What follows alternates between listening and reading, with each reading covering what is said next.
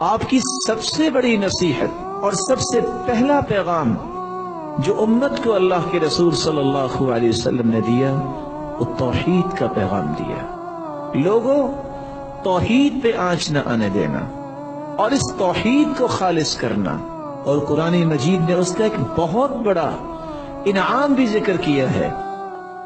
الذین آمنوا ولم يلبسوا ایمانهم بظلم اولئک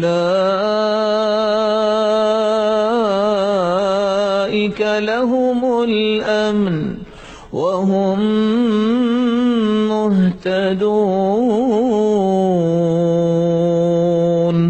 وہ لوگ جو ایمان لائے اور انہوں نے اپنے ایمان میں کسی چیز کی آمیزش نہیں کی، شرک نہیں کیا، دنیا میں بھی امن ان کو ملے گا اور قیامت کو بھی امن ملے گا۔ فکری امن، ان کے اقوال میں امن، ان کے افعال میں امن، ان کے تعامل میں امن، اور قیامت کے دن یہی لوگ صراط مستقیم پہ چلنے والے سمجھے جائیں گے اور ان کو جنت بطور انعام دی جائے گی۔ آپ کی توحید کے بعد وصیت یہ تھی۔ ابو ذر رضی اللہ تعالیٰ عنہ فرماتے ہیں، اوصانی الا اخاف فی اللہ لومۃ لائم، مجھے رسول اللہ صلی اللہ علیہ وسلم نے وصیت فرمائی مجھے اللہ کے سوا کسی کا خوف نہیں ہونا چاہیے۔ کوئی ملامت کرتا ہے تو ملامت کرتا رہے، مجھے حق بات احترام اور اخلاق کے ساتھ اور نرمی کے ساتھ پہنچانی ہی پہنچانی ہے۔ اور اللہ کے رسول صلی اللہ علیہ وسلم کی وصیت تھی، احب الاعمال الى اللہ الحب فی اللہ والبغض فی اللہ، میں اپنی محبتوں کا معیار بناؤں تو اللہ کی رضا کو بناؤں۔ میں کسی سے محبت کروں، میرا معیار، میرا میزان یہ ہو، میں نے اپنے رب کو راضی کرنا ہے، کوئی غرض نہیں، کوئی اور ہدف نہ ہو۔ یہی وجہ ہے رسول اللہ صلی اللہ علیہ وسلم نے فرمایا، جب ایک شخص اپنے مسلمان بھائی کو ملنے جا رہا تھا، اللہ رب العزت نے فرشتے کو بھیجا، الی این ترید، کہاں جا رہے ہو؟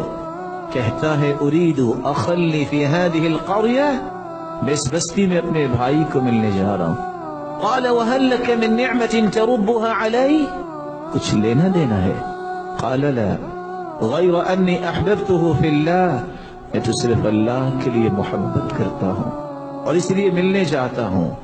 فرمایا میں اللہ کی طرف سے بھیجا ہوا فرشتہ ہوں اور یہ خوشخبری سنانے آیا ہوں بِأَنَّ اللَّهَ قَدْ أَحَبَّكَ فِيمَا أَحْبَبْتَهُ فِيهِ، جس طرح تم اللہ کے لیے اس اپنے بھائی سے محبت کرتے ہو، اللہ تم سے محبت کرتے ہیں۔ یہی وجہ ہے قیامت کو یہ اعلان ہوگا، وجبت محبتی للمتحابین فی والمتزاورین فی والمتجالسین فی والمتبازلین فی والمتناصحین فی۔ آج کہاں ہے میری محبت کی وجہ سے اکٹھے بیٹھنے والے، ایک دوسرے کی زیارت کرنے والے، ایک دوسرے پہ خرچ کرنے والے، ایک دوسرے کو نصیحت کرنے والے؟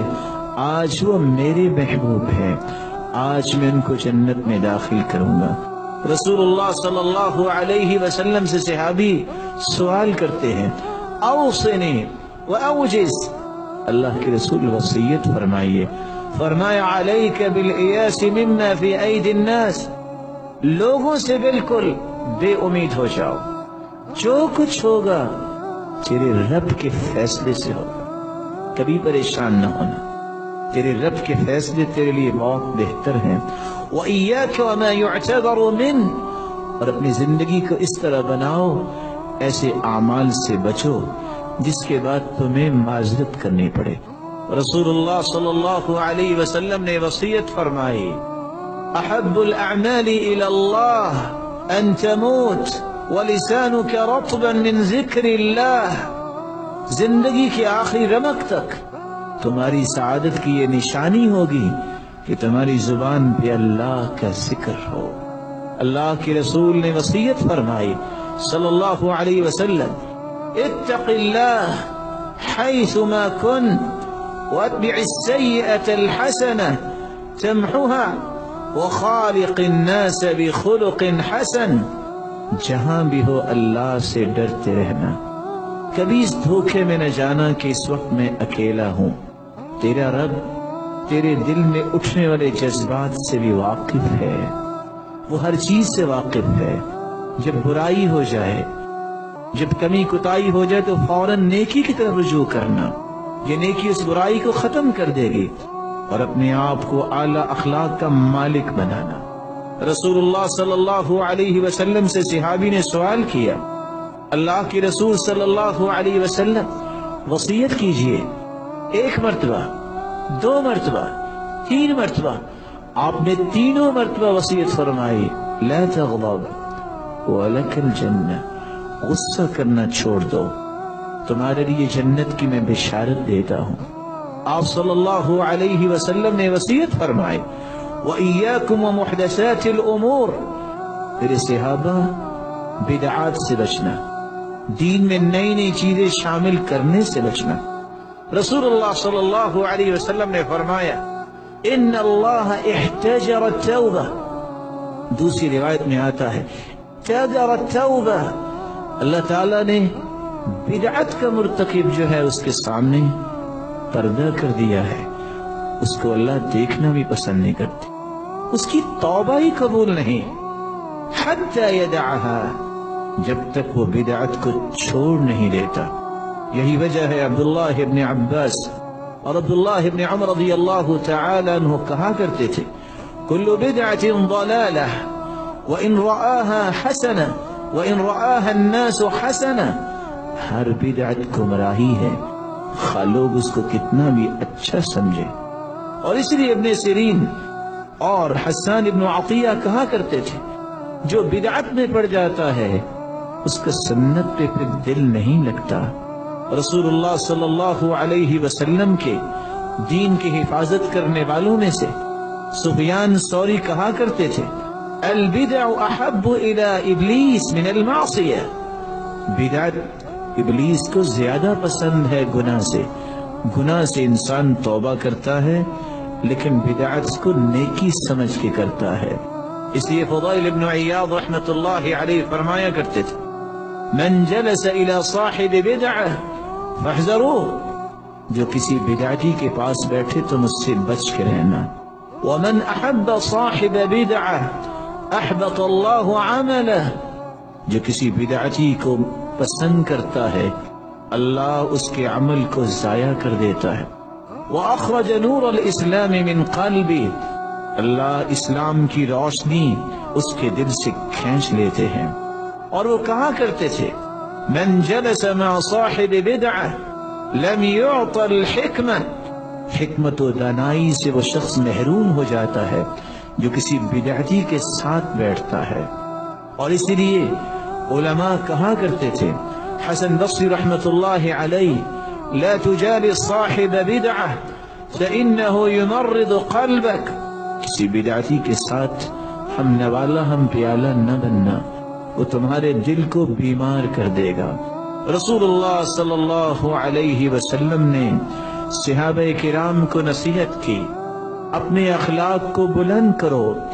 جب ان سے سوال کیا گیا تو آپ نے فرمایا، ان من احبکم الی واقربکم منی مجلسا یوم القیامہ احاسنکم اخلاقا، قیامت کے دن سب سے پیارا اور سب سے قریب میرے وہ ہوگا جس کا اخلاق اچھا ہوگا. رسول اللہ صلی اللہ علیہ وسلم نے فرمایا، جب ایک صحابی نے وصیت طلب کی، فرمایا لا تسبن شیئا.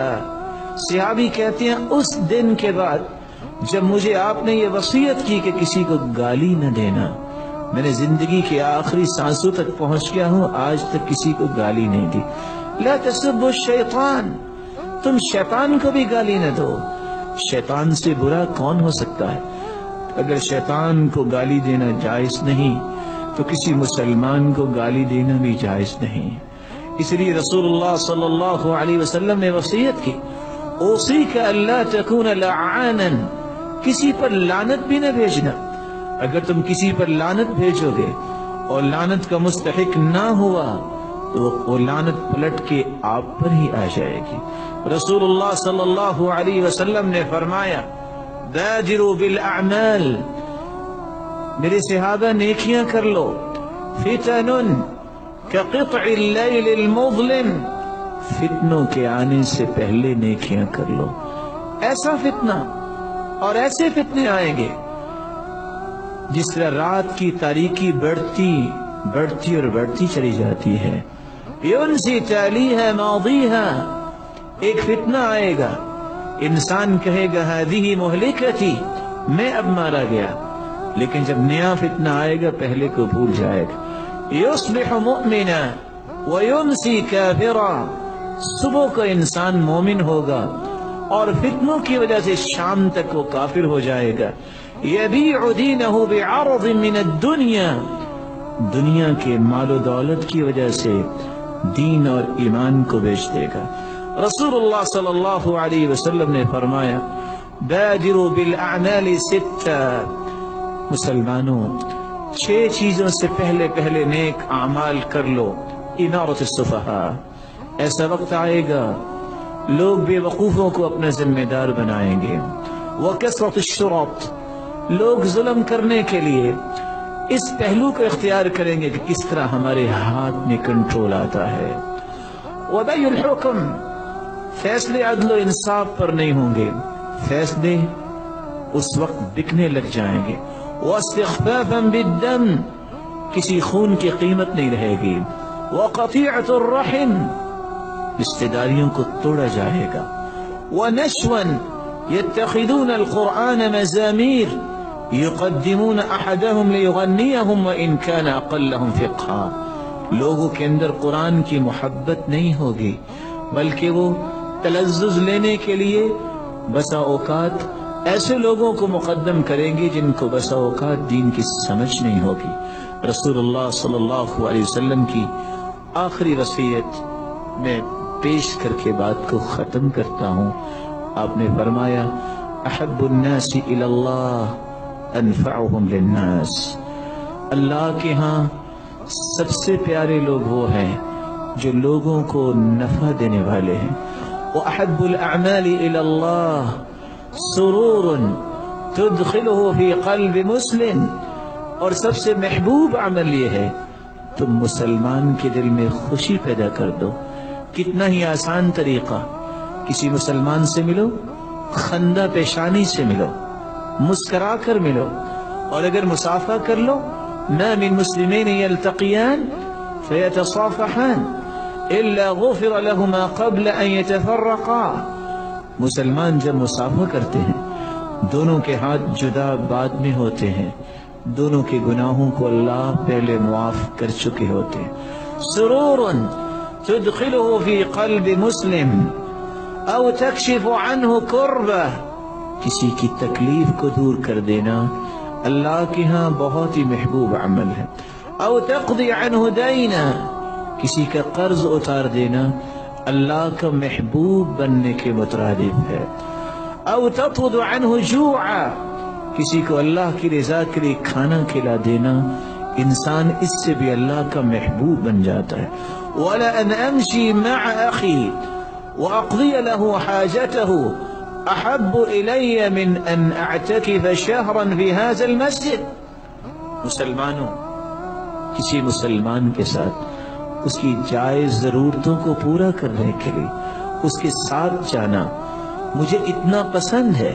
رسول اللہ صلی اللہ علیہ وسلم فرما رہے ہیں کہ میں 1 مہینہ مسجد نبوی میں اعتکاف بیٹھوں، جتنا اجر و ثواب 1 مہینہ اعتکاف کا ملے گا اس سے زیادہ میں اس عمل کو سمجھتا ہوں کہ کسی مسلمان کی خیر خواہی اور ہمدردی کے لیے میں اس کے ساتھ جاؤں۔ اللہ رب العزت کے پیارے پیغمبر نے آخری سانسوں میں یہ کہا تھا الصلاۃ وما ملکت ایمانکم، میرے صحابہ نماز کا خیال کرنا، نماز کا خیال کرنا، اور اپنی ماتحتی میں کام کرنے والے خادموں کا خیال کرنا۔ آپ اپنے چہرہ انور پہ کپڑا ڈالے ہوئے ہیں اور آپ کہتے ہیں لعن اللہ الیہود والنصارى اتخذوا قبور انبیائهم مساجد، لعنت ہے اللہ تعالیٰ کی یہودی اور عیسائیوں پہ، انہوں نے پیغمبروں کی قبروں کو مسجدوں میں تبدیل کر دیا۔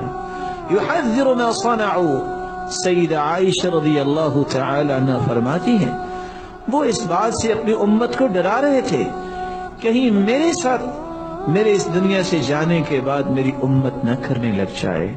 میری اللہ سے دعا ہے اللہ رب العزت ہمیں اپنے محبوب کی سچی محبت نصیب فرمائے۔